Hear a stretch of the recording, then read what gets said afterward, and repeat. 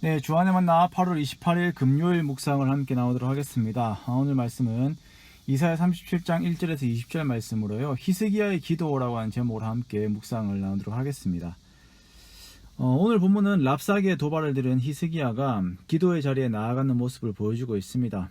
히스기야는 랍사게의 도발에 대해서 백성들에게 이르기를 그 말에 아무런 대답도 하지 말 것을 명령합니다. 자신도 랍사게 도발 행동에 대해서는 다른 언급을 하지 않습니다. 이것을 두고 진짜 자신이 말해야 할 것을 알았기 때문입니다. 히스기야는 온 백성과 자신의 운명이 걸려있는 상황에서 기도하기 위해 여호와의 전으로 들어갑니다. 히스기야는 하나님 앞에 나아가면서 자신의 옷을 찢고 굵은 베옷을 입습니다. 이렇게 옷을 찢는다는 것은 자신을 부인하는 태도입니다. 왕의 화려한 옷을 찢어버리고 굵은 베옷으로 갈아입습니다. 이것이 자신의 모든 것을 내려놓고 전적으로 하나님만 의지하는 기도의 태도입니다. 우리가 기도를 하면서도 나의 것을 그대로 놓지 않고 붙들고 있으면서 기도하는 경우가 많이 있죠. 기도를 할 때에는 정말 내 모든 것들 모두 하나님 아래에 내려놓는 작업이 있어야 합니다. 나의 자존심을 찢고 나의 명예를 찢고 나의 욕심을 찢고 정말 하나님만을 구하는 태도로 나아가야 합니다. 이렇게 기도는 시작되는 것입니다. 히스기야가 이사야에게 기도를 부탁하면서 그의 심정을 말합니다. 아이를 낳으려 하지만 해산할 힘이 없어요. 무언가 해야 할 일은 있는데 그것을 감당할 힘이 전혀 없는 것입니다. 얼마나 절망적입니까? 히스기야의 마음과 육신의 상태가 이런 상태입니다. 그래서 혼자 기도할 수 없어서 이사야에게 기도 요청을 합니다.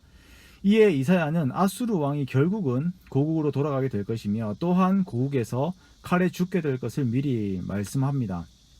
그리고 랍사게는 잠시 왕을 만나러 예루살렘을 떠나게 되죠. 랍사게가 예루살렘을 떠났을 때에 히스기야는 잠시 마음에 안도감이 들었을지 모릅니다. 이것이 하나님의 기도의 응답이라고 생각할 수도 있어요. 그런데 랍사게가 아수르 왕을 만나고는 다시 예루살렘으로 돌아와서 협박합니다. 보통 이러한 상황이 되면 마음에 의심이 들 수 있죠. 이사야의 말에 따르면 아수르 왕이 고국으로 돌아갈 것이고 거기에서 칼에 죽어야 하는데 랍사게가 멀쩡하게 그 왕을 만나고 돌아와서 다시 협박을 하는 것입니다. 자, 그런데 이런 상황에서 히스기야는 의심과 회의가 아닌 다시금 기도의 자리에 나아갑니다. 우리가 기도할 때 언제까지 기도해야 합니까? 응답이 올 때까지 기도해야 합니다. 히스기야는 아수르의 협박 편지를 받아서 그것을 들고 하나님 앞에 펼쳐놓고 기도합니다. 이 두 번째 기도에서 보면 기도하는 히스기야의 태도가 조금 달라요.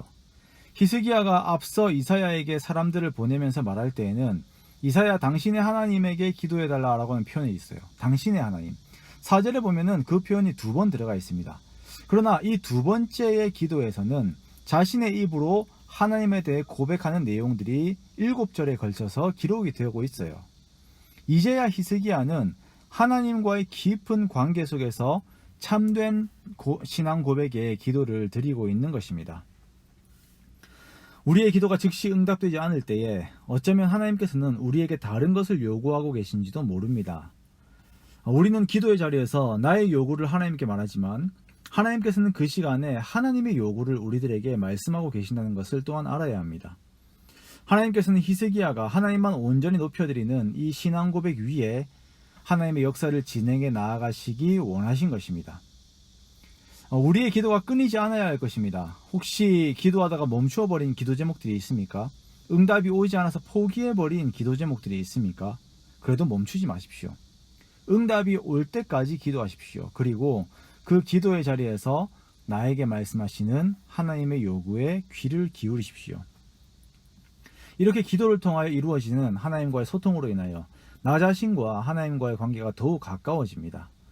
어제도 말씀드린 것처럼 이것이 고난을 통하여 우리들에게 말씀하시는 하나님의 뜻입니다. 하나님의 역사는 하나님과 우리와의 관계가 가까워진 그 이후에 일어나는 것입니다. 우리의 삶 속에 있는 모든 힘든 일들, 기도의 제목들로 끊임없이 하나님 앞에 나아가 기도하는 저와 여러분 되시기 원합니다. 그리하여 하나님을 경험합시다. 하나님의 역사를 경험합시다. 하나님과 더욱 가까워집시다. 히스기야가 기도 가운데 온전히 하나님의 영광을 구한 것처럼 나 역시 하나님께 가까워지며 하나님의 영광을, 하나님의 나라를, 하나님의 의를 구하는 그러한 우리들이 되어야 할 것입니다. 그런 귀한 기도의 축복이 저와 여러분의 가득하시기를 주님의 이름으로 축원합니다.